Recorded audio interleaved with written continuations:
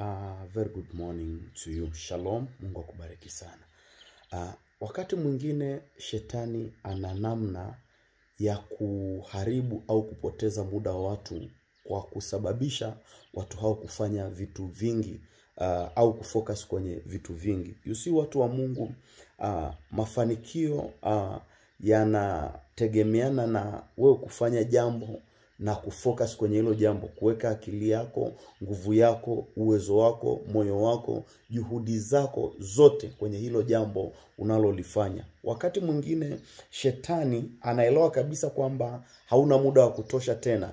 Anajua kabisa kwamba akikusababisha ukiwa una focus kwa vitu vingi tofauti, unaweza ukakuta mtu huyo ana focus kwenye huduma, ana focus kwenye biashara, ana focus kwenye kilimo, ana focus sijui kwenye nini. Mtu mmoja ana vitu 6 ambavyo anang'ang'ana kuvifanya kwa wakati mmoja. Wakati mwingine hii ni njia ambayo shetani anaifanya kwa kula muda wako, na anajua kabisa akila muda wako, akitumia muda wako, ukiweka huku, ukiweka huku, ukifanya hiki, unapofanya hiki ukakiacha, ukafanya hiki ukakiacha, ukafanya hiki ukakiacha. Shetani anaelewa kabisa kwamba anakula muda wako, anapoteza muda wako, na anaelewa kabisa kwamba pale ambapo atapoteza muda wako kwa kukupa vitu vingi vya kufanya, then mwisho wa siku muda unaisha, miaka nayo inaenda, utajikuta umesogeza miaka, umri umesogea, hakuna kitu cha maana umekifanya. Usikubali kufocus kwa vitu vingi pale ambapo unajaribu kufanikiwa.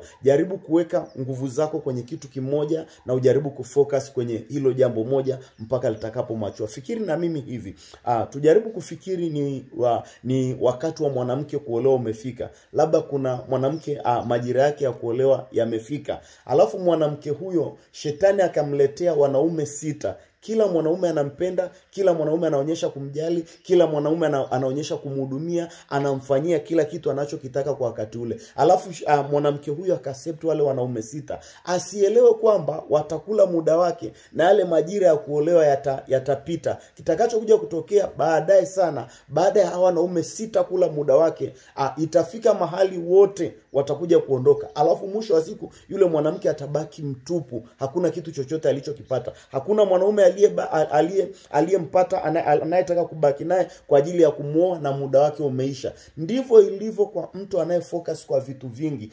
Watu wa Mungu, ukiweka focus yako kwa vitu vingi, uwe na uhakika ni shetani anataka kuharibu muda wako. Usiharibu muda wako kwa kufocus kwenye vitu vingi. Kama unahitaji kufanikiwa, focus kwenye kitu kimoja, weka nguvu zako hapo, weka akili yako hapo, weka juhudi zako zote hapo, kila kitu, weka moyo wako kwenye hicho kitu. Alafu muombe Mungu akupe nguvu ya kukifanikisha. Shalom, Mungu akubariki sana, uwe na siku njema. Shalom.